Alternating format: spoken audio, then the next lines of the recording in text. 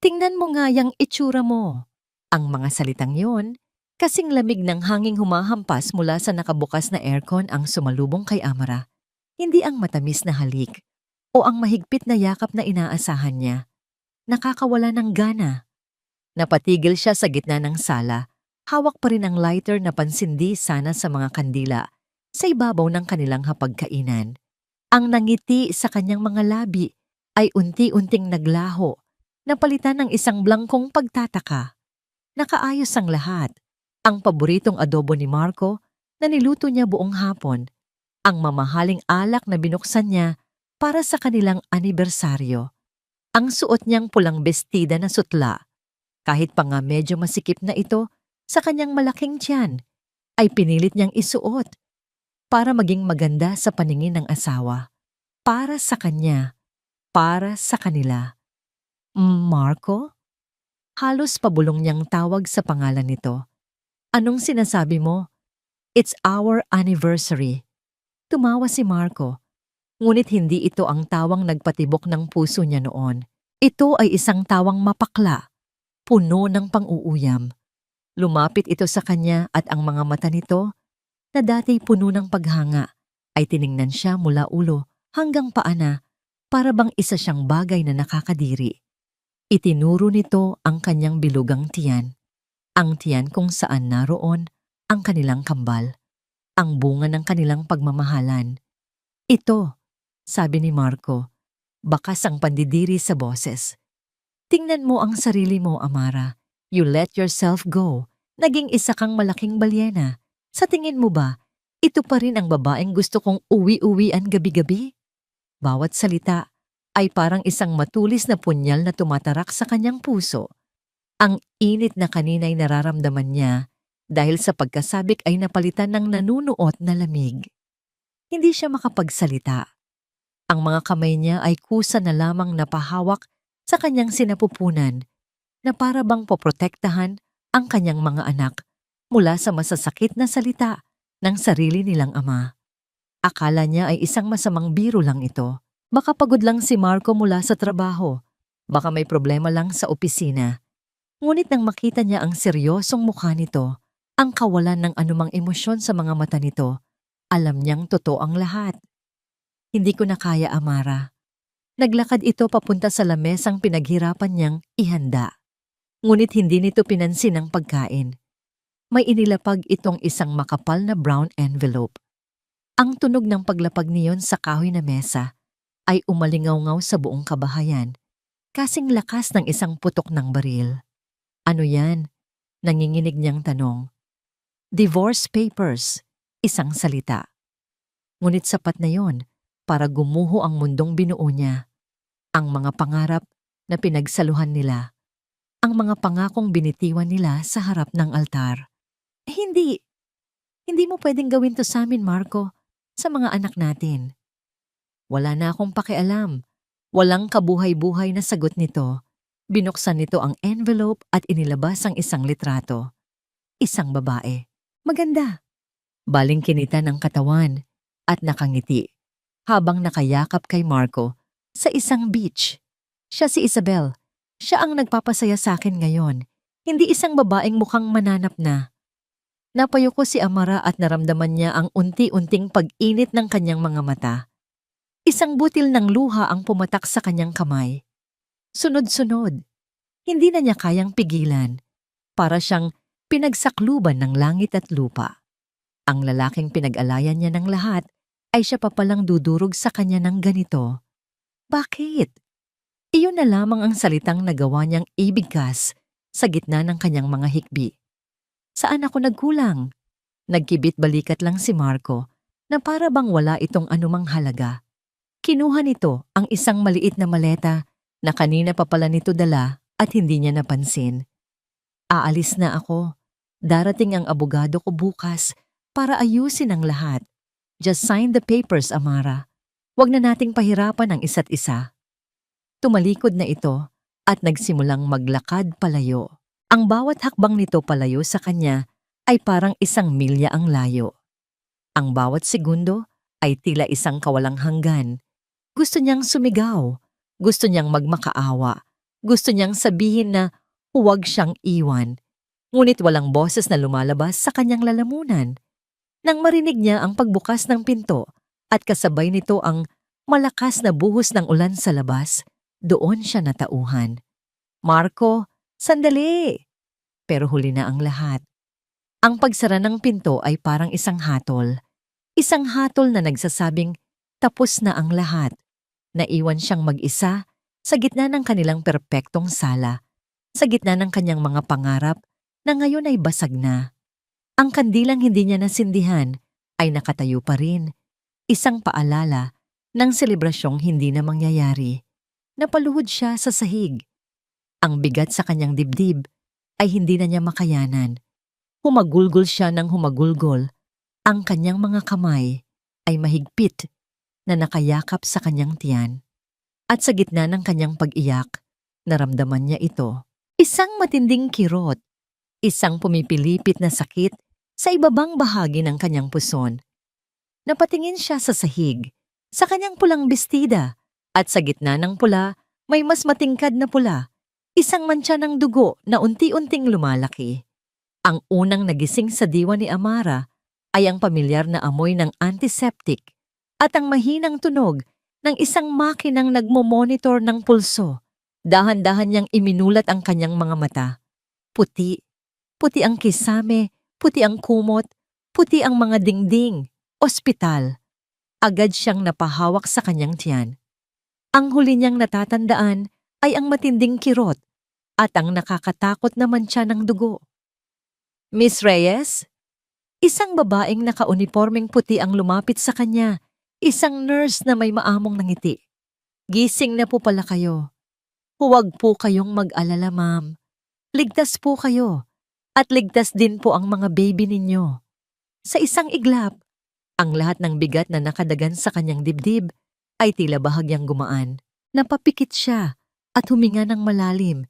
Pinapakiramdaman ang bahagyang paggalaw sa loob ng kanyang sinapupunan. Buhay sila. Ligtas sila. Kailangan niyo lang po ng pahinga.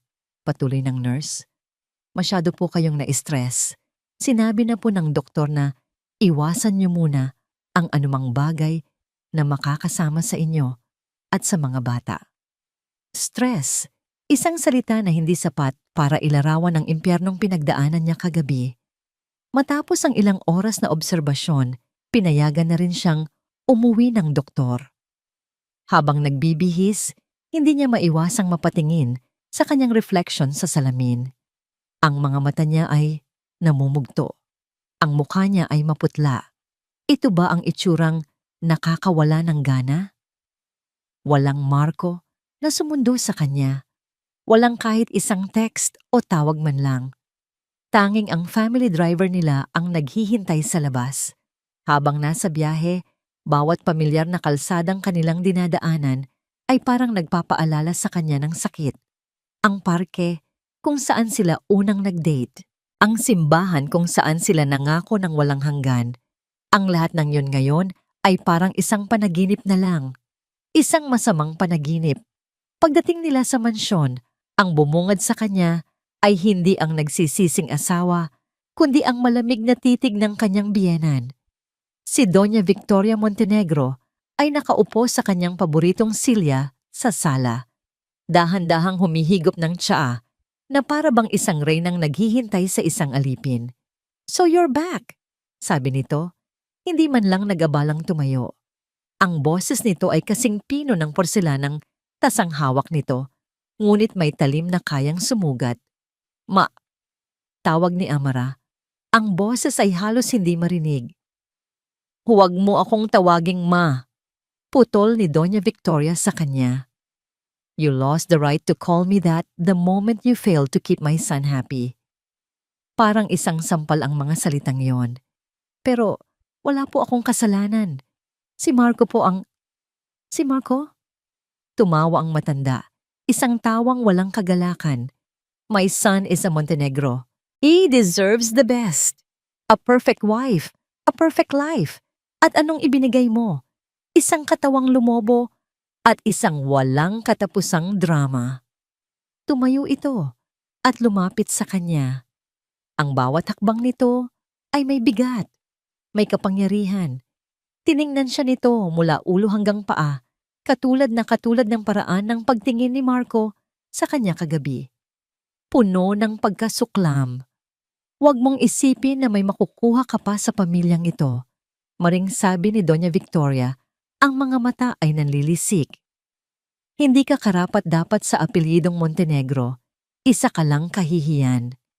Sa puntong yon, wala nang luhang gustong pumatak mula sa mga mata ni Amara. Napalitan na ito ng galit, ang pagkasuklam. Paano nila nagagawang baliktarin ang lahat? Paano nila nagagawang ipamukha sa kanya na siya ang may kasalanan? Hindi ko kailangan ng kahit ano mula sa inyo. Matapang niyang sagot, kahit pa nanginginig ang kanyang buong katawan. Ang kailangan ko lang ay ang mga anak ko. Ngumisi si Doña Victoria. Good. Kung ganoon, umalis ka na. Nagulat si Amara.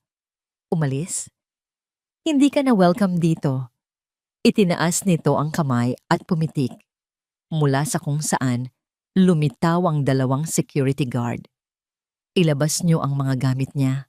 Walang nagawa si Amara, kundi panoorin ang isa sa mga katulong na nagmamadaling umakyat sa kanilang kwarto at bumaba na may daladalang isang maliit na itim na bag. Ang lahat ng buhay niya sa loob ng 5 taon, ang lahat ng alaala, ay nagkasya sa isang maliit na bag na iyon. Kinaladkad siya ng mga gwardya palabas ng pinto. Sinubukan niyang pumiglas, ngunit ano ang laban niya sa 2 malalaking lalaki? Hindi niyo pwedeng gawin sa akin to. Bahay ko rin to. Sigaw niya, tating niya. Ang boses ay basag na. Nang makarating sila sa malaking gate ng mansyon, itinulak siya ng mga ito palabas. Inihagis sa paanan niya ang maliit na bag. Paumanhin po, ma'am. Utos lang po.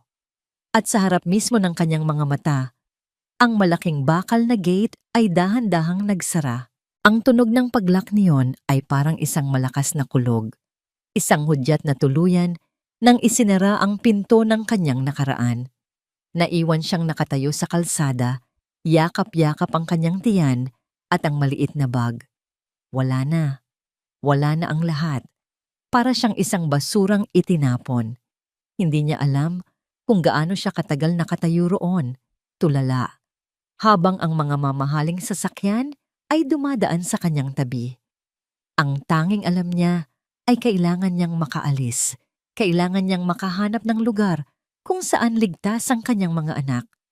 May isang pangalan na pumasok sa kanyang isip, ang kanyang matalik na kaibigan mula pa noong college, si Lani.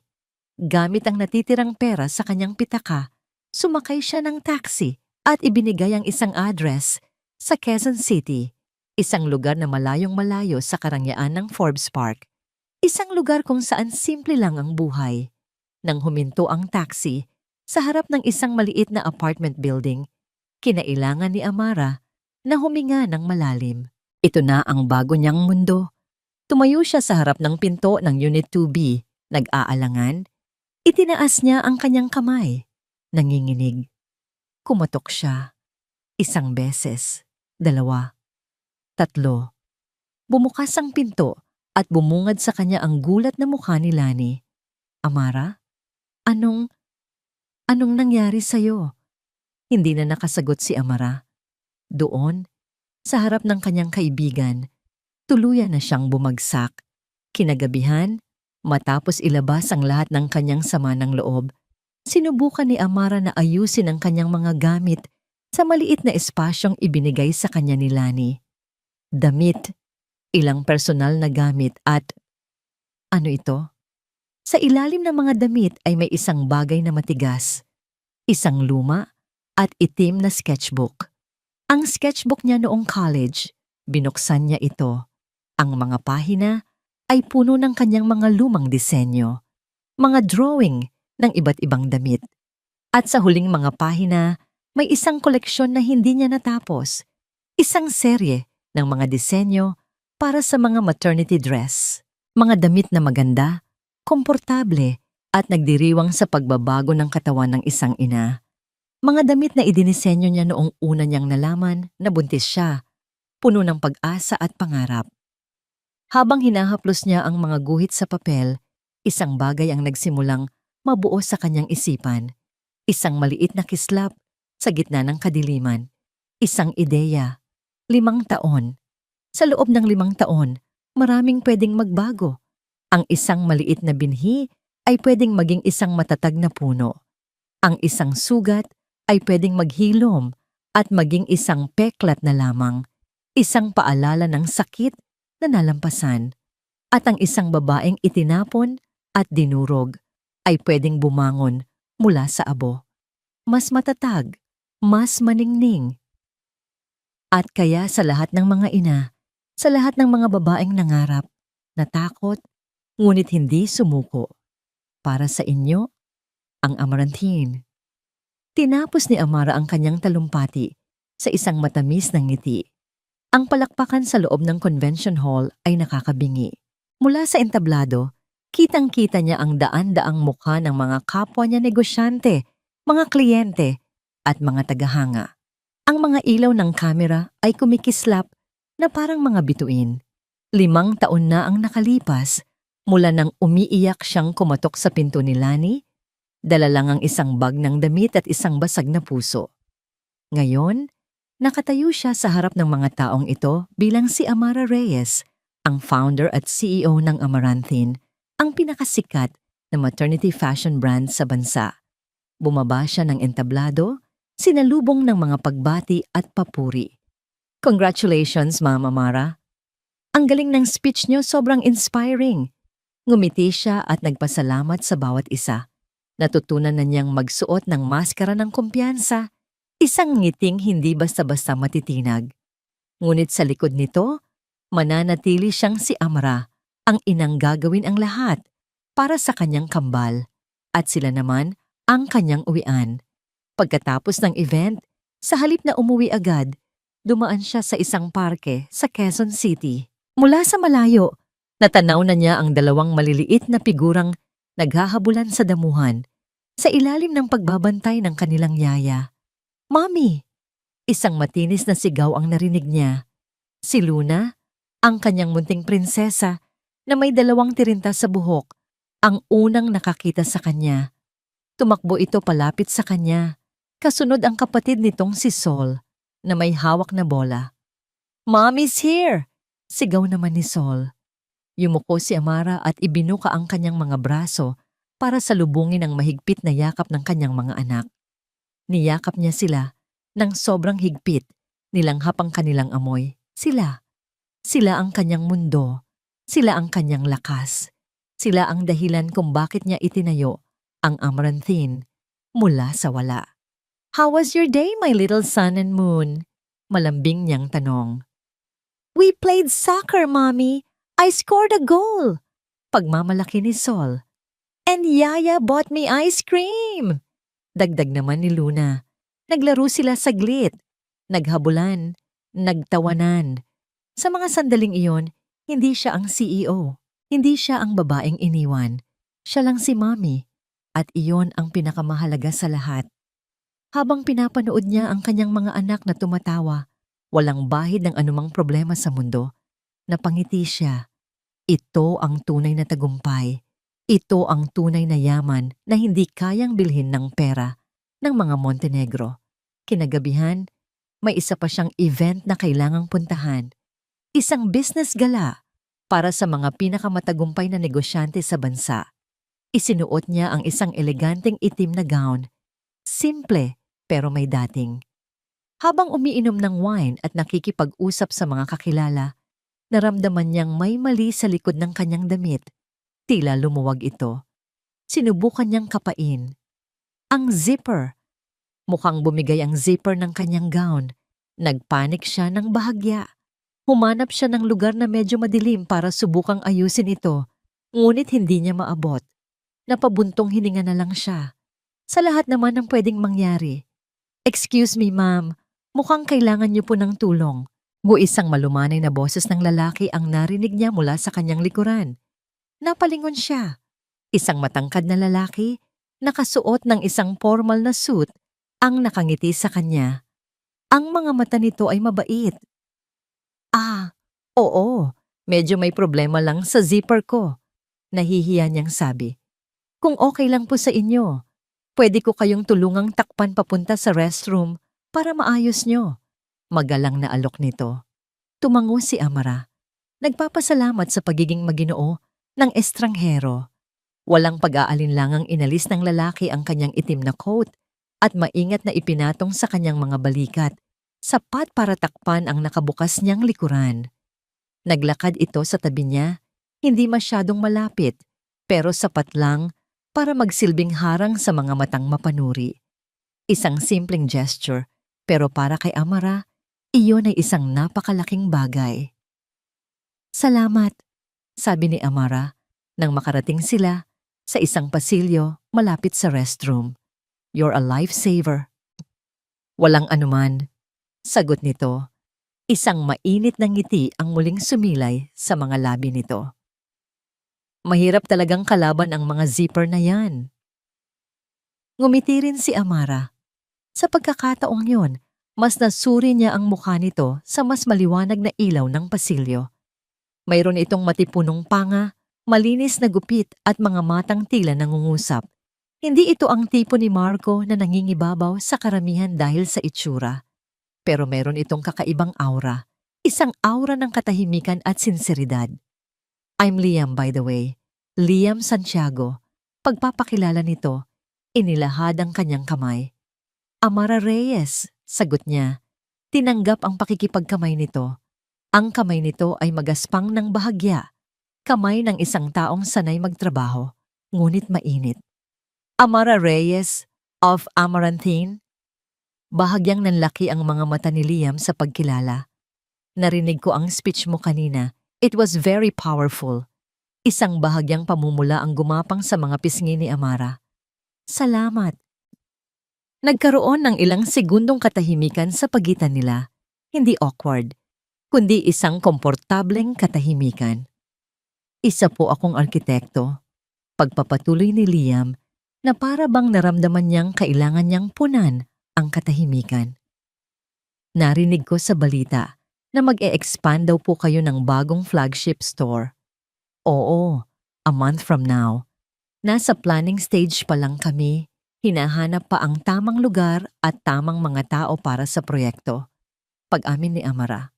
Well, kinuha ni Liam ang kanyang wallet at mula roon ay dumukot ng isang business card.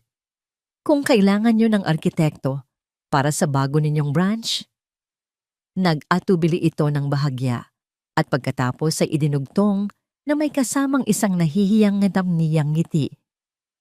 O kahit isang kaibigan lang na makikinig, alam ko kung gaano nakakapagod ang mundo ng negosyo. Inabot ni Amara ang card. Liam Santiago Architect. Simple lang ang disenyo, pero malinis at profesional. Tiningnan niya si Liam. Ang mga mata nito ay nakatutok sa kanya. Puno ng isang emosyon na hindi niya mabasa. Pero alam niyang ito ay taos-puso. Sa loob ng 5 taon, nasanay na siyang makipag-usap sa mga lalaking may hidden agenda.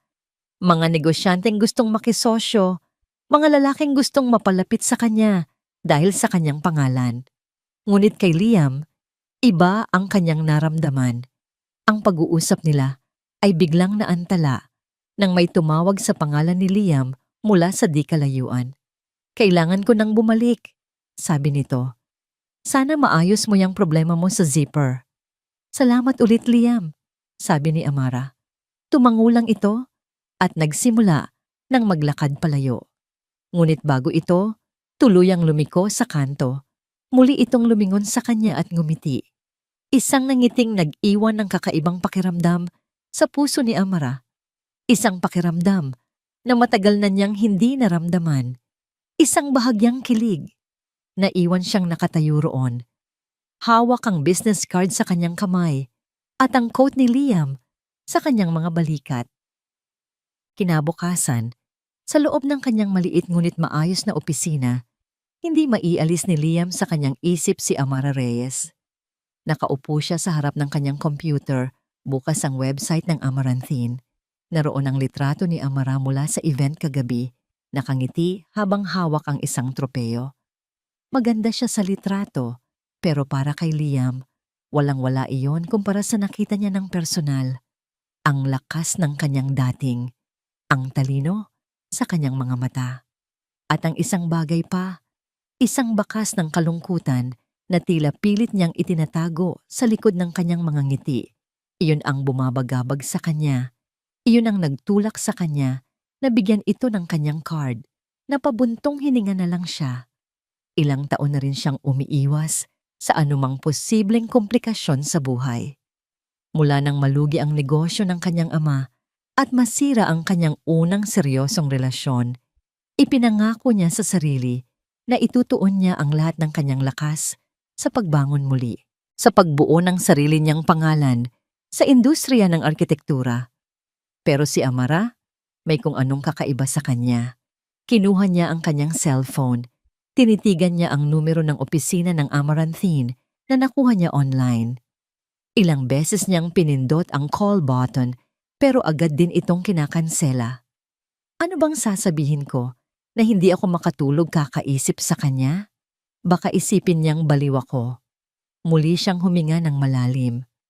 Okay, Liam. Gagamitin mo ang business proposal. Ligtas na dahilan yan. Sa huling pagkakataon, pinindot niya ang call at hindi na ito binawi. Amaranthine Head Office, good morning. Good morning. This is Architect Liam Santiago. Pwede ko po bang makausap si Miss Amara Reyes? It's about a business proposal. Ilang sandali nang nakakakabang paghihintay. Pagkatapos ay isang pamilyar na boses ang kanyang narinig. Hello, this is Amara. Amara? Si Liam to. Panimula niya. Pilit na pinapakalma ang sarili. Yung sa business gala kagabi. Oh, Liam. Yes, naalala kita. Sagot nito. At parang narinig ni Liam ang bahagyang ngiti sa boses nito. Nasa akin pa nga pala ang coat mo. Okay lang yan. Mabilis niyang sagot. Actually, tumawag ako dahil seryoso ako sa sinabi ko kagabi. Tungkol sa flagship store ninyo. May ilang ideya ako na baka magustuhan mo. Kung may oras ka, baka pwede tayong magkape. Natahimik ito saglit sa kabilang linya. Inisip ni Liam na baka tumanggi ito. Sige, sabi ni Amara. I'd like that. Gumaan ang pakiramdam ni Liam. Great. Kailan ka libre? Nagkasundo sila na magkita kinabukasan sa isang maliit na coffee shop sa Tomas Morato. Hindi masyadong sosyal, hindi rin masyadong matao. Perpekto. Pagdating ni Liam sa coffee shop, nauna siya ng ilang minuto. Habang naghihintay, hindi niya mapigilang paglaruan ng kanyang mga daliri. Para siyang isang binatang nasa unang date. Maya-maya pa, pumasok si Amara. Nakasuot lang ito ng simpleng puting blouse at maong. Ngunit ang dating nito ay hindi nabawasan. Agad na napunta sa kanya ang atensyon ni Liam. Tumayo siya para salubungin ito. Amara, buti nakarating ka. Liam. Sorry, na-late ba ako? Hindi, sakto lang. Ang una nilang pinag-usapan ay tungkol sa negosyo. Inilatag ni Liam ang kanyang mga konsepto para sa isang tindahan na hindi lang basta bilihan, kundi isang lugar kung saan mararamdaman ng mga ina na sila ay espesyal at inaalagaan. Habang nagsasalita siya, nakita niya kung paano nagningning ang mga mata ni Amara. Ramdam niya ang passion nito para sa kanyang ginagawa. I love your ideas, sabi ni Amara. You really get what Amaranthine is all about. Mula sa negosyo, napunta ang usapan nila sa mas personal na mga bagay. Naitanong ni Liam ang tungkol sa kung paano nagsimula ang Amaranthine. Ikinuwento ni Amara ang tungkol sa kanyang sketchbook, ang kanyang pangarap na lumikha ng magagandang damit para sa mga buntis. Ngunit napansin ni Liam na maingat ito sa mga salita, na may mga bahagi ng kwento na tila sadya nitong iniiwasan. Nakita niya ulit iyon, ang bahagyang anino ng lungkot na dumadaan sa mga mata nito. Hindi niya ito pinilit. Hinayaan niya lang itong magkwento sa paraang komportable ito. Ikaw naman, sabi ni Amara. Ibinalik sa kanya ang tanong. Bakit architecture? Ngumiti si Liam. Ito ang pangarap ng tatay ko. Nagkaroon kami ng maliit na construction firm dati. Pero, nagkaroon ng problema. Nalugi. Mula noon, ipinangako ko sa sarili ko na itatayo ko ulit yun. Para sa kanya.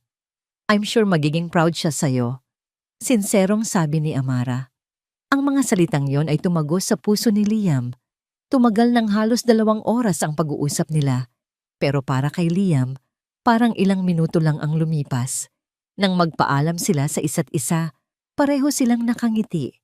Habang naglalakad si Liam pabalik sa kanyang sasakyan, pakiramdam niya ay lumulutang siya. Dumaan siya sa isang parke, ang parehong parke, kung saan nag-usap sila ni Amara tungkol sa kanyang pamilya. Napag-isipan niyang umupo muna saglit sa isang bench at doon niya sila nakita. Si Amara, papalapit sa isang yaya na may kasamang 2 bata, isang batang lalaki at isang batang babae. Ang kanyang kambal. Napanood niya kung paano tumakbo ang mga bata para salubungin ang kanilang ina. Napanood niya kung paano sila niyakap ni Amara ng mahigpit. Isang eksenang puno ng purong pagmamahal. Biglang gumulong ang isang bola papunta sa paanan ni Liam. Kinuha niya ito. Ang batang lalaki, si Sol, ay maingat na lumapit sa kanya. Sir, akin po yang bola, sabi ng bata. Ngumiti si Liam at ibinato pabalik ang bola. Ang galing mo namang sumipa. Salamat po. Nakita niya si Amara na papalapit kasama ang anak nitong babae. May bahid ng pag-aalala sa mukha nito, ngunit nawala rin ito nang makita siyang nakangiti. Liam? Gulat na tanong ni Amara. Anong ginagawa mo rito? Napadaan lang. Mukhang may nakilala akong magaling na soccer player. Sabi niya, tumingin kay Sol. Sila ang mga anak ko, si Sol at si Luna. Yumuko si Liam para maging kapantay ng mga bata. Hello Sol! Hello Luna! Ako si Tito Liam. Agad siyang nagustuhan ng mga bata. Ang kanyang natural na kabaitan ay umapaw. Naglaro sila saglit, naghagis ng bola, nagbiruan. At sa buong panahong iyon, nakatingin si Liam kay Amara. Nakita niya ang isang ngiti sa mga labi nito, isang ngangiting hindi pilit, isang ngangiting totoo, isang ngiting abot hanggang sa mga mata. At sa sandaling iyon, alam ni Liam na tuluyan na siyang nahulog para dito. Sa di kalayuan, sa loob ng isang humintong taxi, may isang taong nagmamasid. Si Marco Montenegro, mas gusgusin, mas payat, at may pait sa mga mata, ay pinanood ang lahat. Pinanood niya ang babaeng minsan niyang tinawag na balyena, na ngayon ay nagniningning. Pinanood niya ang kanyang mga anak na tumatawa kasama ang ibang lalaki. Pinanood niya ang pamilyang sana ay sa kanya, na ngayon ay masayang-masaya sa piling ng iba. Kinuwayom niya ang kanyang mga kamao. Ang kanyang mga mata ay nagdilim sa selos at pagsisisi. Ang mga sumunod na araw ay puno ng magaan na pakiramdam para kay Amara. Ang pag-uusap nila ni Liam ay nag-iwan ng isang matamis na ngiti sa kanyang mga labi na tila ayaw nang maalis. Nagpalitan sila ng ilang mga text message, mga simpleng kamustahan at pag-aalok ng tulong para sa paparating na proyekto. Sa unang pagkakataon, sa loob ng napakatagal na panahon, naramdaman niyang may isang taong nakakakita sa kanya. Hindi bilang ang CEO ng Amaranthine, hindi bilang ina ni Sol at Luna, kundi bilang si Amara. Isang hapon, habang abala siya sa pag-aproba ng mga bagong disenyo sa kanyang opisina, tumunog ang kanyang cellphone. Isang numero na hindi nakarehistro. Nag-atubili siyang sagutin, ngunit sa huli ay pinindot din niya ang accept button. Hello? Amara. Ang boses na yon. Kahit 5 taon na ang lumipas, hindi niya malilimutan ang lamig, ang yabang na dala ng boses na yon. Nanigas siya sa kanyang kinauupuan. Marco? Sabi niya, ang boses ay walang emosyon. Anong kailangan mo? I saw you, sabi nito sa kabilang linya. Sa parke, kasama ang mga bata. May bahid ng pait sa paraan ng pagsabi nito ng salitang bata. na para bang bago ito sa kanyang dila. Hindi sumagot si Amara. Hinintay niya lang itong magsalita. Gusto ko silang makita, Amara, sabi ni Marco. Ang boses ay bahagyang nagbago, tila nagmamakaawa. Anak ko rin sila. Karapatan kong makilala sila. Napahigpit ang hawak ni Amara sa telepono. Karapatan? Anong karapatan ang sinasabi niya? Ang karapatang iwan sila? Ang karapatang ipagtabuyan ang kanilang ina habang dinadala sila sa sinapupunan? Isang apoy ng galit ang nagsimulang umakyat sa kanyang dibdib. Amara, please. Pagpapatuloy nito, I miss my kids. Can I see them? Ang mga salitang iyon, I miss my kids. Isang linyang napakadaling bitawan, pero napakahirap paniwalaan. Ngunit sa kabila ng kanyang galit, alam niyang may katwiran si Marco sa isang bagay. Ama pa rin siya ng kanyang mga anak. Sige, mariin niyang sagot. Pagkatapos ng mahabang katahimikan, isang oras sa isang public place at kasama ako. Thank you, Amara. Thank you. Pagkababa niya ng telepono, napasabunot siya sa kanyang buhok. Pagkainis, pag-aalala. Ito na ba ang simula ng panibagong gulo sa kanilang tahimik na buhay? Dumating ang araw ng pagkikita. Pinili ni Amara ang isang playground sa loob ng isang mall. Isang lugar na bukas, maliwanag, at maraming tao. Hawak niya ang mga kamay ni Sol at Luna habang naglalakad sila. Mami, sino po ang imimit natin? Tanong ni Luna. Yumuko si Amara. Someone who wants to meet you both. Ang papa ninyo. Nagkatinginan ng kambal, may pagtataka sa kanilang mga mukha. Mula sa malayo, nakita nila si Marco na naghihintay. Ibang-iba na ang itsura nito. Medyo magulo ang buhok, hindi na kasing kinis ng dati ang damit. Nawala na ang aura ng isang mayaman at makapangyarihang Montenegro. Nang makalapit sila, lumuhod si Marco para maging kapantay ng mga bata.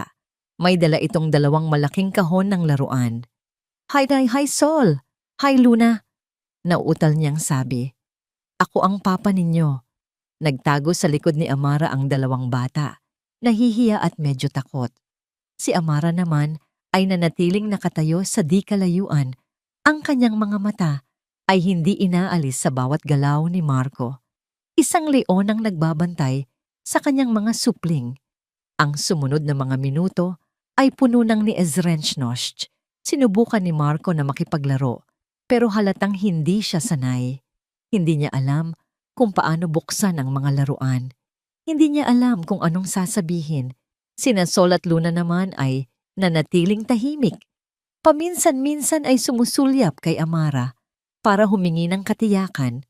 Pagkatapos ng halos kalahating oras, lumapit si Marco kay Amara. Ang lalaki na nila, sabi nito. Ang boses ay malungkot. 5 taon mo silang hindi nakita, Marco. Ano ang ine-expect mo? Walang buhay na sagot ni Amara. Amara, I'm sorry. Wag ngayon, Marco. Putol niya. Tapos na ang oras mo. Tinawag niya ang mga bata at nagsimula na silang maglakad palayo. Iniwan si Marco na nakatayo mag-isa sa gitna ng playground, napapaligiran ng mga laruang hindi man lang nabuksan. Habang pauwi, naramdaman ni Amara ang bigat. Ngunit kasabay nito ay isang pakiramdam ng determinasyon. Hindi niya hahayaang guluhin ni Marco ang kanilang buhay. Hindi na ulit. Kinabukasan sa opisina, tila bumalik na sa normal ang lahat. Hanggang sa pumasok ang kanyang assistant na si Tess, may pag-aalala sa mukha. Mama Mara, may problema po tayo. Ano yun, Tess? Tumawag po ang R&J Textiles, isa sa mga main suppliers natin.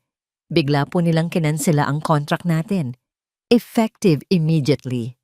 Napatayo si Amara. Ano? Bakit daw? Wala po silang sinabing dahilan, ma'am. Basta ayaw na lang daw po nila. Ito ay isang malaking problema. Halos 30% ng kanilang materyales ay galing sa R&J. Kung hindi sila makakahanap ng kapalit agad, maaapektuhan ang kanilang produksyon. Maghapon siyang abala sa pagtawag sa ibang mga supplier at paghahanap ng solusyon. Ngunit may isang bagay sa kanyang isip na bumabagabag sa kanya. Masyadong biglaan, masyadong walang dahilan. Mayroon siyang masamang kutob. Isang kutob na may kinalaman sa isang pamilyang matagal na niyang kinalimutan. Gabi na nang matapos siya sa trabaho. Pagod na pagod siya. Ang ulo niya ay kumikirot. Habang inaayos niya ang kanyang mga gamit para umuwi, bumukas ang pinto ng kanyang opisina. Si Liam. May dala itong 2 paper bag. Mukhang kailangan mo ng dinner, sabi nito. Isang alinlangan pero maalalahaning ngiti ang nasa kanyang mga labi. At kape. Sa isang iglap, ang lahat ng stress na nararamdaman ni Amara ay tila bahagyang nabawasan sa pagdating nito. Liam, anong ginagawa mo rito? Napadaan lang at naisip ko baka nagpapagutom ka na naman sa trabaho. Inilatag nito ang pagkain sa maliit na mesa sa kanyang opisina. Habang kumakain sila, naramdaman ni Amara ang isang pakiramdam ng kapanatagan. Sa piling ni Liam, pakiramdam niya ay pwede siyang maging mahina, kahit saglit. May problema ba? Tanong ni Liam, na tila napansin ang bigat sa kanyang mga mata. Bumuntong hininga si Amara. Magsasalita na sana siya. Handa nang ilabas ang lahat ng kanyang problema, ang pagbabalik ni Marco, ang problema sa supplier. Ngunit bago pa man siya makapagsalita, nag-vibrate ang kanyang cellphone sa ibabaw ng mesa. Isang email notification. Sandali lang, sabi niya kay Liam. Binuksan niya ang email. Galing ito sa isang anonymous na address. Ang subject, isang babala. Nang buksan niya ang laman nito, nanlaki ang kanyang mga mata sa gulat. Naroon ang mga litrato niya. Mga litratong kuha sa iba't ibang event, pero in-edit. Ang ilan ay may mga bastos na caption. Ang isa ay pinagmukha siyang lasing. Ang isa pa ay may kasama siyang lalaking hindi niya kilala. In-edit para magmukhang may relasyon sila. Ang kanyang puso ay nagsimulang tumibok ng mabilis. Nanginginig niyang in-scroll pababa. At sa pinakailalim, may isang maikling mensahe. Hindi ka nababagay sa tuktok. Nabitawan niya ang kanyang cellphone. Ang tunog ng pagbagsak nito sa sahig ay umalingaw-ngaw sa tahimik na opisina. Amara, anong nangyari? Narinig niya ang nag-aalalang boses ni Liam, pero hindi siya makasagot. Ang kanyang mga mata ay nakatitig sa kawalan. Ang takot at galit ay muling gumagapang sa kanyang buong pagkatao. Ang multo ng kahapon ay nagbabalik. At sa pagkakataong ito, mas malupit ito. Ang tunog ng pagbagsak ng cellphone ni Amara sa sahig ay parang isang alarma sa pandinig ni Liam. Agad siyang tumayo at lumapit dito. Nakita niya ang takot sa mga mata nito, ang panginginig ng mga kamay nito. Amara, anong nangyari? Nag-aalala niyang tanong. Hindi ito sumagot. Ang mga mata nito ay nakatitig sa kawalan. Dahan-dahan, pinulot ni Liam ang cellphone mula sa sahig. Ang screen ay bukas pa rin sa email. Mabilis na binasa ng kanyang mga mata ang mensahe at tiningnan ang mga litrato. Isang maruming paninira. Isang galit na hindi niya pa naramdaman noon ang biglang umakyat sa kanyang dibdib. Sino ang gagawa ng ganito? Mga basura, mariin niyang sabi. Tiningnan niya si Amara na ngayon ay nakayuko na, ang mukha ay nakatago sa kanyang mga palad. Amara, tingnan mo ako. Umiling ito. Nakakahiya. Liam, nakakadiri. Walang nakakahiya, sabi niya. Lumuhod sa harap nito para maging kapantay ng mukha nito. Hindi ikaw ang dapat mahiya. Kung sino man ang gumawa nito, siya ang dapat mahiya. Hinawakan niya ang mga kamay nito at dahan-dahang inalis mula sa mukha nito. Nakita niya ang mga luha na nagsisimula ng mamuo sa mga mata nito. Sa sandaling iyon, ang tanging gusto ni Liam ay protektahan ito. Huwag kang mag-alala, sabi niya. Ang boses ay kalmado pero puno ng determinasyon. Hindi ka nag-iisa dito. Tutulungan kita. At iyon ang ginawa niya. Magdamag silang nanatili sa opisina ng Amaranthine. Tinawagan ni Liam ang isang kaibigan niya na magaling sa IT para subukang i-trace ang pinanggalingan ng email. Samantala, si Amara, sa tulong ni Liam, ay nagsimulang mag-draft ng isang opisyal na pahayag para sa kanyang mga empleyado at sa publiko. Habang nagtatrabaho sila, si Liam ang nagsilbing sandalan ni Amara. Siya ang nagtimpla ng kape. Siya ang nagpaalala ditong kumain. Siya ang nagbigay ng lakas noong mga panahong tila bibigay na ito. Sa gitna ng krisis, isang bagay ang naging malinaw kay Liam. Ang paghanga niya kay Amara ay lumalalim na sa pagmamahal. Nakita niya ang kanyang katatagan. Nakita niya ang kanyang tapang. Kinaumagahan, pagod, pero mas determinado, hinarap nila ang problema. Inilabas ni Amara ang opisyal na pahayag. Kinondena ang black propaganda laban sa kanya. Ang kanyang kaibigan sa IT ay hindi na-trace ang eksaktong lokasyon ng nagpadala. Ngunit nakumpirma nitong galing ito sa isang burner email, isang senyales na ito ay planado. Nang medyo humupa na ang sitwasyon, inaya ni Liam si Amara na lumabas. "Kailangan mong magpahinga," sabi niya. "Umalis muna tayo sa opisina. Ako ang bahala sa iyo ngayong gabi."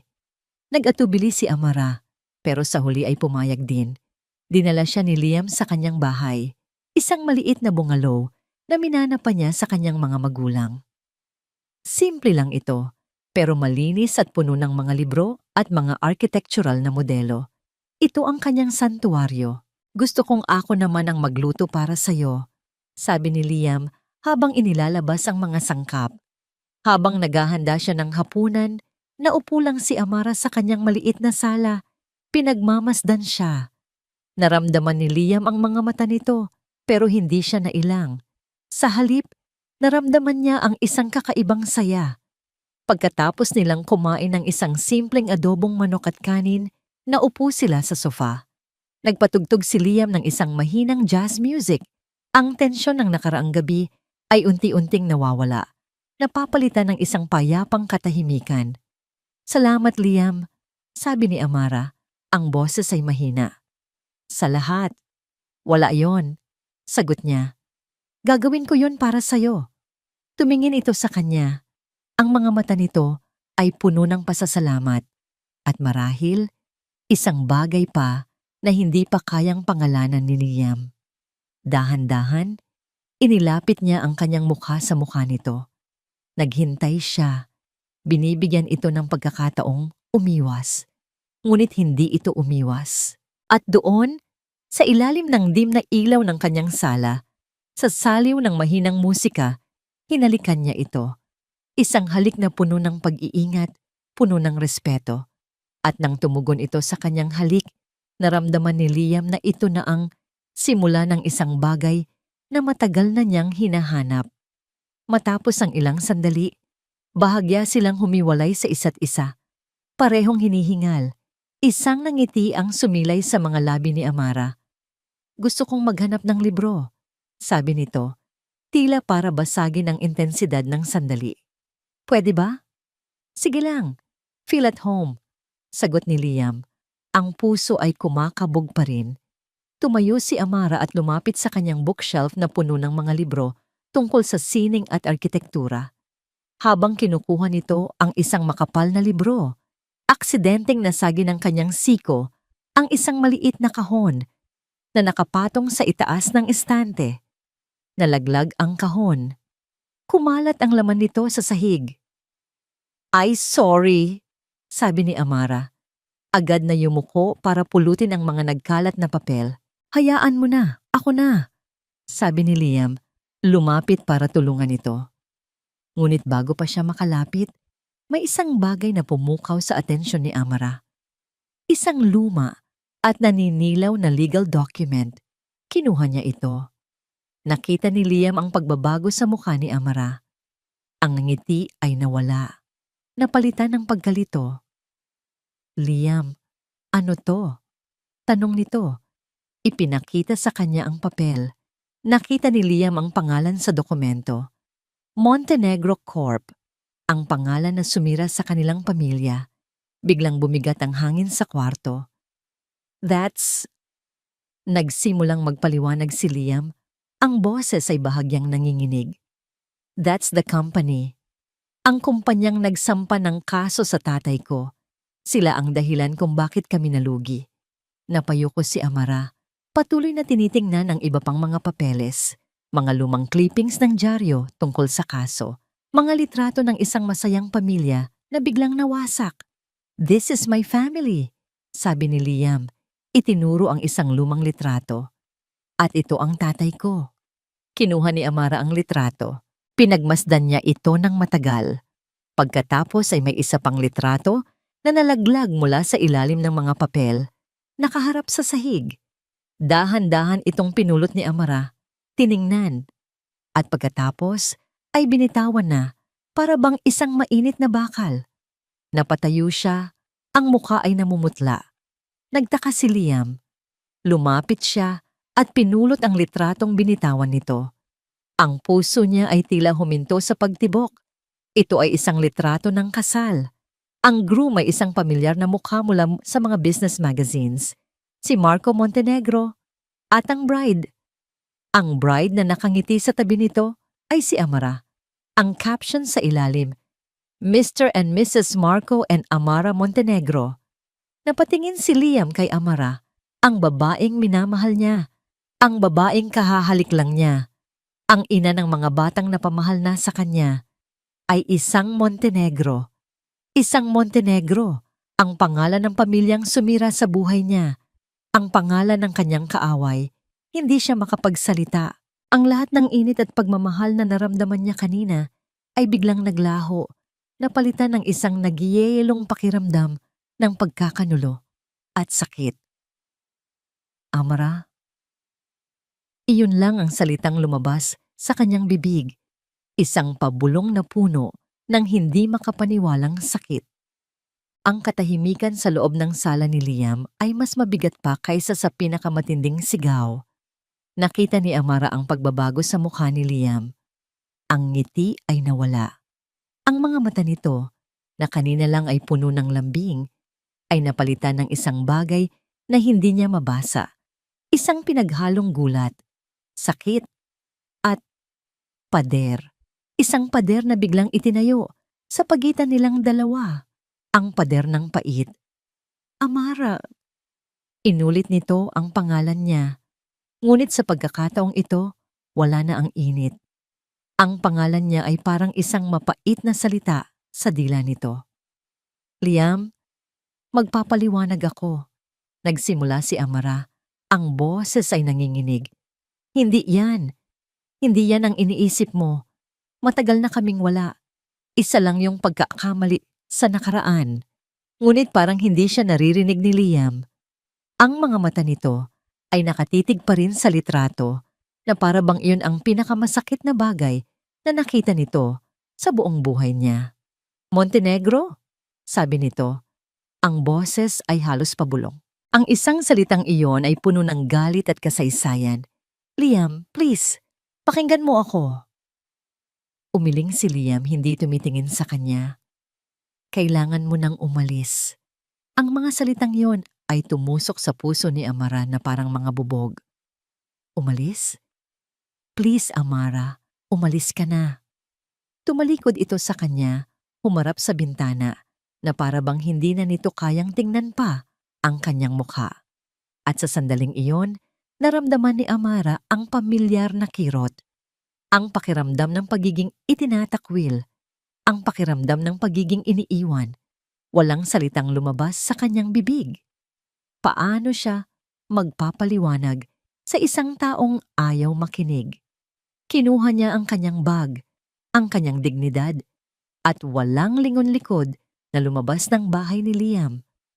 Ang coat nito na kanina lang ay nagbibigay sa kanya ng init ay naiwan sa sofa, isang paalala ng isang pag-asang biglang namatay. Kinabukasan, sinubukan niyang kumbinsihin ang sarili na kailangan lang ni Liam ng panahon. Nagulat lang ito. Nabigla. Kapag nahimasmasan ito, makikinig din ito sa kanya. Tinawagan niya ito, ring lang ng ring, walang sagot. Nag-text siya, Liam, please mag-usap tayo. Hayaan mo akong magpaliwanag. Ang mensahe ay na-deliver, pero hindi man lang ito naging seen. Sinubukan niya ulit kinahapunan, at kinagabihan, at kinabukasan. Ang bawat hindi sinasagot na tawag, ang bawat mensaheng walang reply, ay parang isang malakas na sampal sa kanyang mukha. Paulit-ulit. Ang kalituhan ay unti-unting napalitan ng lungkot. Ang lungkot ay naging isang pamilyar na bigat sa kanyang dibdib. Bakit kailangang mangyari ito?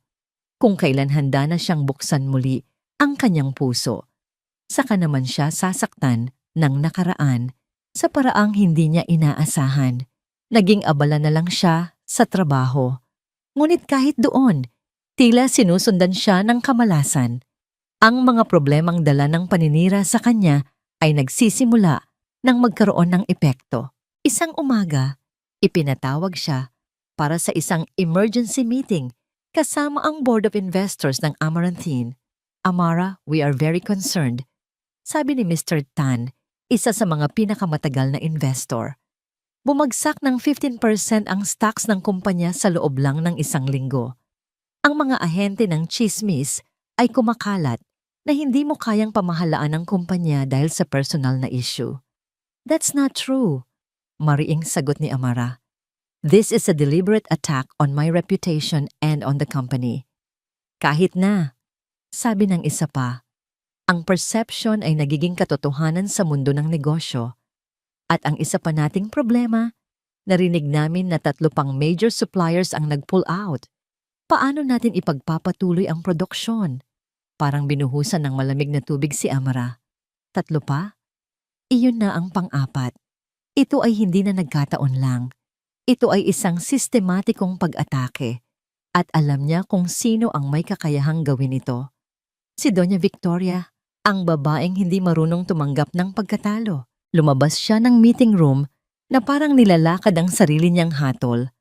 Ang kumpanyang pinaghirapan niya, ang kumpanyang itinayo niya, mula sa kanyang mga luha at pawis, ay unti-unting nawawasak sa kanyang harapan. Nakatayo siya sa harap ng malaking bintana ng kanyang opisina, nakatingin sa mga gusali ng Quezon City pero wala siyang makita. Pakiramdam niya ay nag-iisa siya, sobrang nag-iisa. Si Liam, ang taong inaasahan niyang magiging kakampi niya, ay naglaho na parang bula. At ngayon, pati ang kanyang pangarap ay tila guguho na rin. Isang katok sa pinto ang pumutol sa kanyang pag-iisip. Pumasok ang kanyang sekretarya. Ma'am Amara, may bisita po kayo. Ayaw pong magpaawat sa baba. Sino? Iritabling tanong niya. Wala siyang panahon para sa bisita. Bumukas ang pinto. At pumasok ang huling tao sa mundo na gusto niyang makita sa sandaling iyon. Si Marco. Mas maayos na ang itsura nito ngayon kumpara noong huli silang magkita. Nakasuot ito ng mamahaling suit. Mayroon na ulit itong aura ng kumpiyansa. Anong ginagawa mo rito? Malamig na tanong ni Amara. Hindi sumagot si Marco. Sa halip, lumapit ito sa kanyang mesa at may inilapag na isang folder. Narinig ko ang problema mo. Tiningnan ni Amara ang folder. Isang business proposal, isang investment offer, mula sa isang bagong kumpanyang hindi niya kilala. I can save your company, Amara, sabi ni Marco. Ang kanyang mga mata ay nakatitig sa kanya. Isang tingin na hindi mabasa ni Amara. Hindi ko kailangan ng tulong mo. Talaga ba? Ngumisi si Marco. The stocks are down. The suppliers are gone. The vultures are circling. Alam nating pareho na ilang linggo na lang, babagsak na ang Amaranthine. Kinuyom ni Amara ang kanyang mga kamao sa ilalim ng mesa. Masakit, pero totoo ang sinasabi nito. Ano ang kapalit? Tanong niya. Alam na may kapalit ang lahat ng bagay pagdating kay Marco. Lumapit pa ito sa kanya. Ang amoy ng pabango nito ay ang parehong amoy na kinasusuklaman niya. It's simple, sabi ni Marco. Ang boses ay tila isang ahas na gumagapang. All you have to do is come back to me. Ang mga sumunod na araw, matapos niyang paalisin si Amara, ay isang impyerno para kay Liam. Hindi siya makatulog, hindi siya makakain, hindi siya makapagtrabaho ng maayos. Ang imahe ng nasasaktang mukha ni Amara bago ito umalis ay paulit-ulit na bumabalik sa kanyang isipan, kasabay ng litrato ng kasal nito. Amara Montenegro. Ang pangalan ay parang lason na kumakalat sa kanyang sistema. Pinilit niyang magalit. Sinubukan niyang isipin na niloko siya nito, na ginamit siya nito. Isang Montenegro. Paano niya nagawang mahalin ang isang Montenegro? Ngunit sa gitna ng kanyang galit, may isang boses sa kanyang isipan na nagsasabing may mali. Ang Amara na nakilala niya, ang matapang na ina, ang masipag na CEO, ang babaeng may malungkot na mga mata, ay hindi isang manloloko. Isang gabi, hindi na niya natiis. Binuksan niya ang kahon ng kanyang nakaraan. Muli niyang binasa ang mga dokumento, ang mga lumang dyaryo. Binalikan niya ang sakit. Ang kwento ay simple lang. Ang Montenegro Corp. Sa ilalim ng pamumuno ng matriarch na si Doña Victoria Montenegro ay gumamit ng mga maruruming taktika para i-hostile takeover ang maliliit na kumpanya kasama na ang sa kanyang ama. Sila ang dahilan ng pagka-stroke nito at kalaunang pagpanaw. Pero habang binabasa niya ang mga detalye, isang bagay ang kanyang napansin. Ang pangalan ni Marco Montenegro ay madalas na nababanggit. Ngunit bilang isang playboy, isang socialite. Ang utak sa likod ng lahat, ang pangalang laging nasa final decision ay iisa lang, Doña Victoria. Nagsimula siyang mag-research. Hinanap niya ang pangalan ni Amara Reyes. Nalaman niya ang kwento nito, kung paano nito itinayo ang Amaranthine mula sa wala. Kung paano ito naging inspirasyon sa maraming kababaihan. May mga lumang artikulo rin tungkol sa kasal nito kay Marco. Isang fairy tale wedding daw. At pagkatapos, wala na.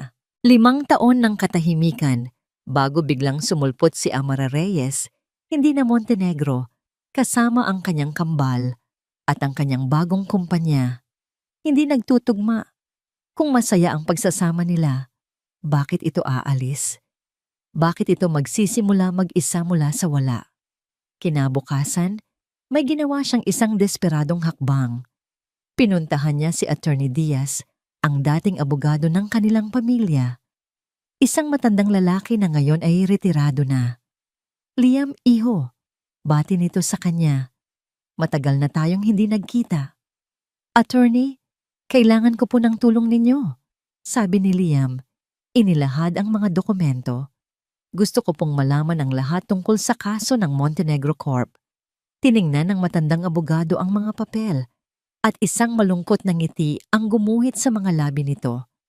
Ang kasong sumira sa maraming buhay. May kinalaman po ba si Marco Montenegro dito? Direktang tanong ni Liam. Umiling si Attorney Diaz.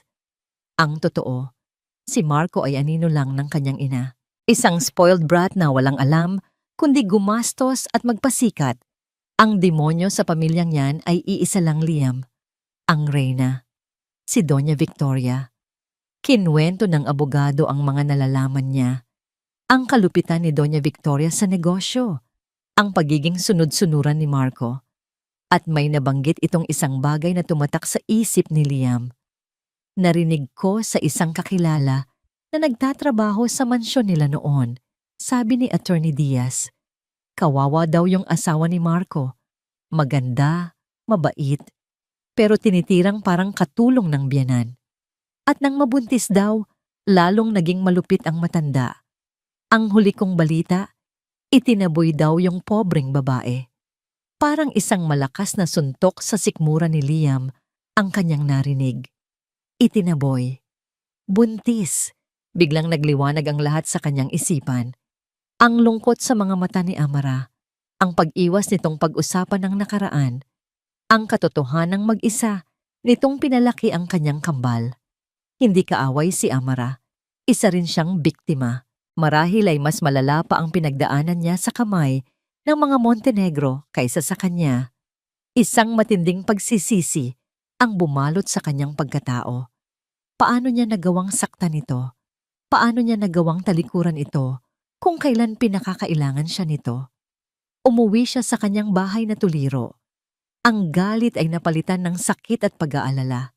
Binuksan niya ang kanyang laptop at sinearch ang balita tungkol sa Amaranthine at doon niya nakita ang lahat. Ang pagbagsak ng stocks, ang pag-atras ng mga supplier, ang maruming paninira sa reputasyon ni Amara. Kilala niya ang mga galaw na ito. Ito ang mga taktikang ginamit ni Doña Victoria sa kanyang ama. Nagsimula siyang magpanik. Kailangan niyang makita si Amara. Kailangan niyang humingi ng tawad. Kailangan niyang tumulong. Nagmamadali siyang lumabas ng bahay at sumakay sa kanyang kotse. Habang nagmamaneho siya papunta sa opisina ni Amara, muli niyang tiningnan ang lumang litrato ng kanyang ama na nakasabit sa kanyang dashboard. Itatama ko ang lahat, Dad. Pabulong niyang sabi. Para sa'yo. At para sa kanila. Kinuha niya ang kanyang cellphone at tinawagan ng isang contact na matagal na niyang hindi kinakausap. Isang private investigator. Hello, Fred? Liam to. May ipapahanap ako sa iyong impormasyon tungkol kay Doña Victoria Montenegro. Lahat, kahit gaano kadumi. Nang makarating siya sa tapat ng Amaranthine Building, gabi na. Nakita niyang bukas pa ang ilaw sa opisina ni Amara sa pinakamataas na palapag. Aakyat na sana siya nang biglang may humarang sa kanya sa lobby. Sorry sir, bawal na pong umakyat. Closing time na po, sabi ng security guard. Kailangan kong makausap si Miss Reyes. It's an emergency. Wala na pong pwedeng pumasok. Utos po ni ma'am. Napahampas si Liam sa pader sa kanyang frustrasyon. Huli na ba siya? Habang nakatayo siya sa labas, puno ng pag-aalala, may isa pang ideya na pumasok sa kanyang isip. Isang mas mapanganib na ideya. Muli niyang kinuha ang kanyang cellphone. Nag-dial siya ng isang numero. Montenegro Corporation, good evening. Hello, sabi ni Liam. Pilit na pinapakalma ang kanyang boses. Gusto kong mag-set ng appointment kay Doña Victoria Montenegro. Ang alok ni Marco ay parang isang lubid na inihagis sa isang taong nalulunod. Ngunit alam ni Amara na ang lubid na yon ay may kasamang lason. Tiningnan niya si Marco. Diretso sa mga mata nito. Ang lalaking minsan niyang minahal ng buong puso, ang lalaking ama ng kanyang mga anak, ay isa na lamang estranghero sa kanyang paningin. Isang buwitreng naghihintay sa kanyang pagbagsak. Isang malamig at mapanghamong na ngiti ang sumilay sa mga labi ni Amara. Come back to you? Tanong niya. Ang bawat salita ay may bigat. Para ano, Marco? Para muli mo akong tawaging balyena? Para muli mo akong ipagtabuyan kapag nagsawa ka na? Para muli akong maging dekorasyon sa tabi mo? Nagulat si Marco sa kanyang tapang. No thank you, mariing sabi ni Amara. Itinulak niya ang folder pabalik dito. Mas gugustuhin ko pang makita ang pagbagsak ng Amaranthine habang nakatayo sa sarili kong mga paa, kaysa tanggapin ang tulong mo at habang buhay na lumuhod sa'yo. Tumayo siya. Isang senyales na tapos na ang kanilang pag-uusap. Kahit kailan, hinding-hindi ako babalik sa'yo. Ang mukha ni Marco ay nagdilim sa galit at pagkapahiya. Walang salitang lumabas sa bibig nito. Kinuha nito ang folder at walang paalam na lumabas ng kanyang opisina. Nang makalabas si Marco, doon lang bumagsak ang mga balikat ni Amara. Ang tapang na ipinakita niya ay biglang naglaho, napalitan ng pamilyar na takot. Tama ba ang ginawa niya? Tinanggihan niya ang tanging solusyon sa kanyang problema. Ngunit nang maalala niya ang mukha ng kanyang mga anak, nang maalala niya ang lahat ng kanyang pinagdaanan para lang makatayo muli, alam niyang tama ang kanyang desisyon. Hindi niya isusuko ang kanyang kalayaan para sa kahit anong halaga. Kinabukasan, tinipon niya ang lahat ng kanyang mga empleyado sa main production area. Mula sa mga mananahi hanggang sa mga designer. Mula sa marketing team hanggang sa mga staff sa accounting. Nakita niya ang pag-aalala sa kanilang mga mukha. Alam nilang lahat ang problemang kinakaharap ng kumpanya. Tumayo si Amara sa isang maliit na platform. Walang mikropono, tanging ang kanyang boses lang. Alam kong marami sa inyo ang nag-aalala. Panimula niya. Alam kong nababalitaan ninyo ang mga problema ng Amaranthine at totoo ang mga iyon. Hindi ko itatago sa inyo. Nasa bingit tayo ng pagbagsak. Isang bulungan ng takot ang kumalat sa mga empleyado. Ngunit pagpapatuloy niya, itinaas ang kanyang boses puno ng determinasyon. Ang Amaranthine ay hindi lang isang gusali. Hindi lang ito isang brand. Ang Amaranthine ay tayo. Itinayo natin ito mula sa ating mga pangarap, sa ating pawis, at sa ating puso. Itinayo natin ito para sa bawat ina na nangarap maging maganda at kumpiyansa. Naglakad siya sa gitna nila. Tatanungin ko kayo ngayon, susuko na ba tayo? Hahayaan ba nating sirain nila ang ating pinaghirapan? Hindi! Isang matapang na sigaw ang narinig mula sa isa sa mga pinakamatagal na mananahi. Sinundan ito ng iba pa. Hindi po, ma'am. Lalaban tayo. Isang bagong enerhiya ang bumalot sa buong lugar. Ang takot ay napalitan ng tapang. Ang pag-aalala ay napalitan ng pagkakaisa. Kung ganoon, sabi ni Amara, ang mga mata ay nangingilid sa luha ng pasasalamat. Ipakita natin sa kanila kung sino tayo. Ang mga sumunod na araw ay naging isang digmaan. Nag-overtime ang lahat. Naghahanap sila ng mga maliliit na local supplier. Ang marketing team ay gumawa ng isang kampanya na nakatuon sa pagiging proudly Pinoy at sa kwento ng katatagan ng Amaranthine. Si Amara mismo ay bumaba sa production floor, tumutulong sa pag-check ng kalidad, nagbibigay ng inspirasyon sa lahat. Isang gabi, habang nag-overtime siya sa kanyang opisina, may isang delivery na dumating para sa kanya. Isang simpleng brown na package, walang pangalan ng nagpadala. Nagtaka siya. Maingat niyang binuksan ito. Sa loob, may isang USB flash drive at isang maikling sulat na nakasulat sa isang simpleng papel. Alam ko ang ginagawa ng mga Montenegro. Dati akong nagtrabaho sa accounting department nila. Hindi ko na masikmura ang mga pinapagawa nila. Nasa loob ng USB ang kopya ng mga secret ledger ni Doña Victoria, mga ebidensya ng kanyang panunuhol at money laundering. Gamitin niyo ito. At sa ilalim may 3 salita. Itumba niyo na ang reyna. Nanginginig ang mga kamay ni Amara habang hawak ang USB. Ito na. Ito na ang huling baraha. Ang sandatang kailangan niya para tapusin ang laban. Hindi na siya nag-aksaya ng panahon. Tinawagan niya ang kanyang abogado at isang kaibigang mamamahayag. Magpapatawag ako ng isang emergency press conference bukas ng umaga. Sabi niya sa telepono. Ang boses ay matatag. Mayroon akong ibubulgar na sisira sa isang imperyo. Pagkababa niya ng telepono, huminga siya ng malalim. Isang halo ng takot at kasabikan ang dumaloy sa kanyang mga ugat. Ito na ang katapusan. Manalo o matalo. Biglang nag-vibrate ang kanyang cellphone sa ibabaw ng mesa. Isang text message mula sa isang numerong matagal nang hindi nagparamdam sa kanya. Lem. Ang puso niya ay biglang kumabog ng mabilis. Binuksan niya ang mensahe.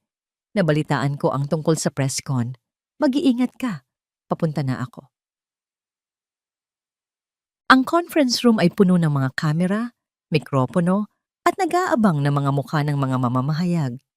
Ang bawat kislap ng flash ay parang isang maliit na kidlat, nagdaragdag sa tensyon sa hangin. Sa gitna ng lahat ng ito, nakaupo si Amara sa isang mahabang mesa. Katabi ang kanyang abogado. Kalmado ang kanyang mukha. Ngunit sa ilalim ng mesa, ang kanyang mga kamay ay magkahawak ng mahigpit. Sa isang sulok ng silid, nakita niya ito. Si Doña Victoria Montenegro, nakaupo na parang isang reyna sa gitna ng kanyang mga alipores, kasama ang kanyang sariling legal team. Dumating ito para panoorin ang inaasahan niyang pagbagsak ni Amara. Hindi alam na siya pala ang nasa bingit ng sarili niyang pagkawasak. Nagtama ang kanilang mga mata. Isang malamig na digmaan ng titigan. Huminga ng malalim si Amara. Kinuha ang mikropono at nagsimula. Magandang umaga sa inyong lahat. Tinawag ko kayo rito ngayon hindi para pag-usapan ang mga chismis na ibinabato sa akin. Panimula niya, ang kanyang boses ay matatag at malinaw. Umaalingaw-ngaw sa buong silid. Nandito ako para ibunyag ang katotohanan. Ang katotohanan sa likod ng sistematikong pag-atake, hindi lang sa Amaranthine, kundi sa marami pang maliliit na negosyo sa loob ng maraming taon.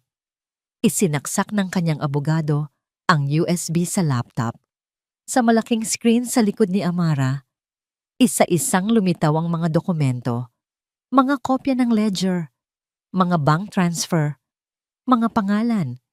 At sa gitna ng lahat ng ito, isang pangalan ang paulit-ulit na lumitaw, Doña Victoria Montenegro. Isang bulungan ang kumalat sa buong silid. Ang mga kamera ay nagsimulang lumipat. Ang focus ay nasa pagitan ni Amara at nang ngayon ay namumutla ng si Doña Victoria. Ang mga ito, pagpapatuloy ni Amara, itinuro ang screen, ay ebidensya ng malawakang panunuhol, tax evasion, at money laundering. Isang network ng korupsyon na pinamumunuan ng iisang tao para wasakin ang sinumang humadlang sa kanyang daan. Kas-inungalingan, sigaw ni Doña Victoria, tumayo mula sa kanyang upuan. Gawa-gawa lang yan ng isang desperadang babae. Ngunit bago pa man makapagsalita ang mga abogado nito, isang pamilyar na boses ang narinig mula sa likuran ng silid.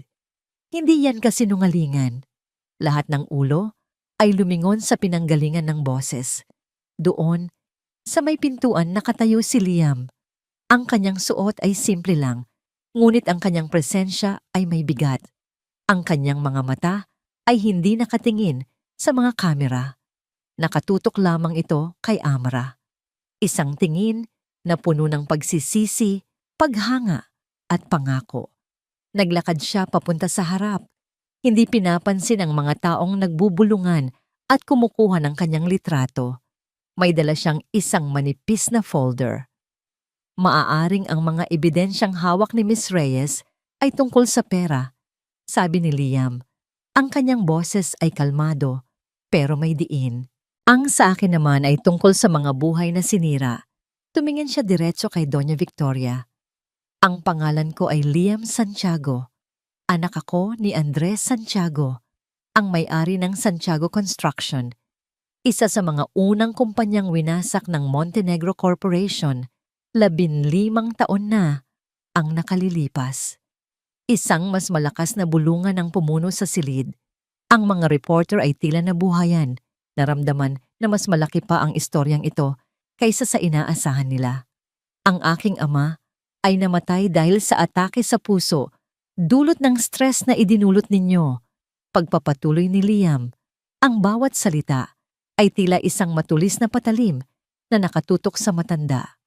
At mayroon akong patunay, isang testimonya mula sa dating sekretarya ni Doña Victoria na nagpapatunay sa kanyang direktang utos na sirain ang aking ama sa anumang paraan.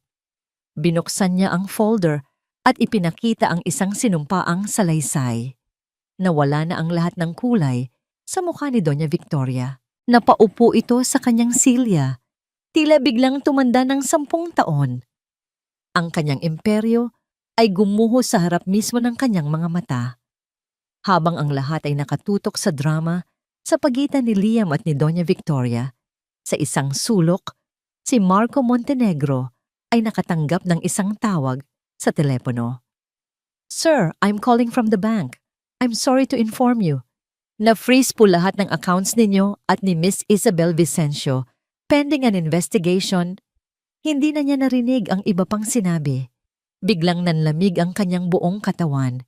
Sinubukan niyang tawagan si Isabel. "The number you have dialed is no longer in service." Doon niya naintindihan ng lahat. Ginagamit lang siya ni Isabel. Nilimas nito ang lahat ng perang nakuha nito mula sa kanya at naglaho na parang bula. Nabitawan niya ang kanyang cellphone. Napatingin siya kay Amara na ngayon ay matatag na nakatayo sa tabi ni Liam. Isang team, isang puwersa, at napatingin siya sa kanyang ina na ngayon ay papalapit na ang mga pulis. Wala na.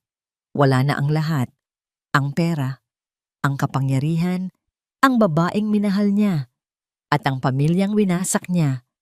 Ang press conference ay nagtapos sa pag-aresto kay Doña Victoria Montenegro. Sa gitna ng kaguluhan, ng mga sigawan ng mga reporter at ng mga kislap ng kamera, hinanap ng mga mata ni Amara at Liam ang isa't isa. Hindi sila nagsalita, hindi na kailangan. Lumapit si Liam sa kanya. Sa gitna ng nagkakagulong mga tao, hinawakan niya ang kamay ni Amara. Isang hawak na nagsasabing, "Nandito na ako. Patawarin mo ako. At hindi na kita iiwan." "May kailangan tayong pag-usapan," sabi ni Liam. Ang kanyang boses ay sapat lang para marinig nilang dalawa. Tayong dalawa lang. Matapos ang bagyo, dumating ang katahimikan. Iniwan ni na Amara at Liam ang kaguluhan sa syudad at nagmaneho papunta sa isang lugar na payapa. Isang beach sa Batangas na madalas puntahan ni Liam kapag gusto niyang mag-isip. Ang tunog lang ng mga alon na humahampas sa dalampasigan at ang sigaw ng mga ibon ang maririnig. Naupo sila sa buhangin. Ilang talampakan ang layo sa isa't isa. Hindi sila nagsasalita. Hinayaan lang nilang dalhin ng hangin ang mga salitang hindi nila masabi. Pinanood ni Amara ang paglubog ng araw, ang kahel na kulay nito na humahalik sa asul na tubig. Isang perpektong tanawin para sa isang hindi perpektong sitwasyon. Pagkaraan ng ilang minuto, si Liam ang unang bumasag sa katahimikan. "Patawarin mo ako, Amara." Ang kanyang boses ay halos isang bulong, puno ng pagsisisi na kayang marinig ni Amara kahit pa sa gitna ng ugong ng mga alon. Napalingon si Amara sa kanya. Nakita niya ang sakit sa mga mata nito. Ang parehong sakit na nakita niya sa sarili niyang mga mata noong gabing iniwan siya nito. "Hindi ko alam." Pagpapatuloy ni Liam, hindi tumitingin sa kanya, nakatuon ang mga mata sa dagat. "Nabulag ako ng galit, ng nakaraan. Dapat nakinig ako sa'yo. Dapat pinagkatiwalaan kita." Hindi sumagot si Amara. Hinayaan niya lang itong ilabas ang lahat. "Noong nakita ko yung litrato," sabi nito, ang boses ay nanginginig na. "Ang nakita ko lang ay ang apelyido, ang pangalan ng pamilyang sumira sa amin. Hindi ko nakita yung babaeng nasa likod nun, yung babaeng nasaktan din nila, yung babaeng minahal ko." Sa huling salita, lumingon ito at tiningnan siya. Ang mga mata nito ay puno ng luha. Doon na bumigay ang pader na itinayo ni Amara sa paligid ng kanyang puso. Isang butil ng luha ang pumatak mula sa kanyang mga mata. "Nasaktan ako, Liam," mahina niyang sabi. "Sobrang nasaktan ako. Akala ko iba ka. Akala ko sa'yo, ligtas ako. Pero iniwan mo rin ako sa panahong pinakakailangan kita." Tumango si Liam, tinatanggap ang bawat salita, ang bawat patak ng sakit na dulot niya. "Alam ko, at habang buhay kong pagsisisihan yun. Pero Amara, kung bibigyan mo ako ng isa pang pagkakataon, ipapangako ko sa'yo, hinding-hindi na kita bibitawan." Huminga ng malalim si Amara. Tumingin siya sa malayo. Ang nakaraan ay parang isang mabigat na kadena na nakapulupot sa kanyang mga paa. Ang mga sugat na dulot ni Marco, ni Doña Victoria, at ngayon, ni Liam. "Pareho lang tayong biktima, Liam," sabi niya. Sa wakas ay natagpuan ang mga tamang salita. Pareho tayong sinaktan ng iisang pamilya. Pareho tayong may mga sugat na kailangang maghilom. Inilagay niya ang kanyang kamay sa ibabaw ng kamay ni Liam na nakapatong sa buhangin. Isang simpleng haplos, pero puno ng kahulugan. Ang mahalaga, kung ano ang gagawin natin ngayon. Tumingin si Liam sa kanilang magkahawak na kamay at pagkatapos ay sa mukha ni Amara, isang maliit na ngiti ng pag-asa ang sumilay sa mga labi nito. "Pwede pa ba? Pwede pa ba nating subukan ulit?" Ngumiti si Amara, isang tunay na ngiti. Subukan nating paghilumin ang mga sugat ng isa't isa. Ang mga sumunod na buwan ay isang proseso ng paghilom. Ang Amaranthine ay dahan-dahang bumangon muli. Mas matatag dahil sa suporta ng publiko. Ang Montenegro Corporation ay bumagsak at si Doña Victoria ay nahatulan. Tungkol naman kay Marco, nabalitaan na lang ni Amara na nagtatrabaho ito ngayon bilang isang ordinaryong empleyado sa isang maliit na kumpanya sa probinsya. Minsan, nakatanggap siya ng isang sulat mula dito. Isang sulat na puno ng pagsisisi at paghingi ng tawad, hindi para sa kanya, kundi para sa mga batang hindi nito nakilala. Si Liam naman ay tinupad ang kanyang pangako. Naging matiyaga siya. Hindi niya minadali si Amara. Binuo niya muli ang tiwala nito, hindi sa pamamagitan ng mga salita, kundi sa gawa. Nariyan siya palagi para kay Amara at higit sa lahat, para kina Sol at Luna. Isang hapon, ilang buwan ang nakalipas, magkakasama silang apat sa parehong beach kung saan nag-usap sina Amara at Liam. Ang hangin ay sariwa. Ang araw ay papalubog na muli. Pinapanood ni Amara si Liam na karga-karga sa kanyang likod si Sol habang naghahabulan sila sa dalampasigan. Si Luna naman ay abala sa paggawa ng sandcastle at paminsan-minsan ay tinatawag si Liam para tulungan siya. "Tito Liam, look, a castle for Mommy Luna," sigaw ng kanyang munting prinsesa. Lumapit si Liam kay Amara. Buhat-buhat pa rin si Sol na tumatawa. Pawis na pawis sila pero ang mga mukha ay puno ng purong kaligayahan. "We have a queen, a prince and a princess," sabi ni Liam, nakangiti habang nakatingin kay Amara. "Ano pa kayang kulang sa kaharian natin?" Ngumiti si Amara. Ang puso niya ay puno ng isang kapayapaan na matagal na niyang hindi naramdaman. Kinuha niya ang kamay ni Luna at lumapit sa kanila. Isang pamilya. Hindi perpekto, pero totoo. Isang pamilyang binuo mula sa mga basag na piraso, pinagdugtong-dugtong ng pagpapatawad, katatagan, at isang pag-ibig na walang kondisyon. Niyakap niya si Liam at ang mga bata. "Uwi na tayo," sabi ni Liam. Ang boses ay puno ng init at pagmamahal.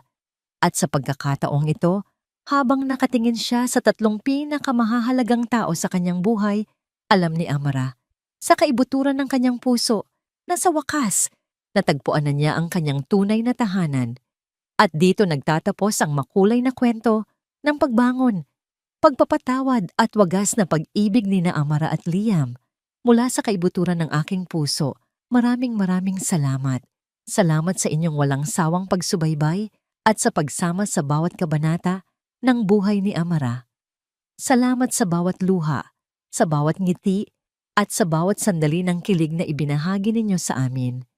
Habang isinusulat ko ang kwentong ito, naging bahagi na rin ng buhay ko si Amara. Naramdaman ko ang kanyang sakit, ang kanyang galit at higit sa lahat, ang kanyang hindi matatawarang lakas. Ang kwento ni Amara ay isang paalala na ang halaga ng isang babae ay hindi nasusukat sa opinyon ng iba, kundi sa kung paano niya tinitingnan ang kanyang sarili. Ito ay isang patunay na kahit sa pinakamadilim na gabi ng ating buhay, laging may sisikat na araw ng pag-asa. At ang tunay na pag-ibig, ito ay dumarating hindi para kumpletuhin tayo, kundi para tanggapin ang ating mga basag na piraso at tulungan tayong buuin muli ang ating mga sarili. Ngayon, nais ko namang marinig ang inyong boses. Anong aral ang inyong napulot? Saang bahagi ng kwento kayo pinakanaantig? Mag-iwan lamang po ng komento sa ibaba. Nais kong basahin ang bawat isa. Hanggang sa ating muling pagkikita sa susunod na kwento. Nagmamahal, pusong muling umiibig.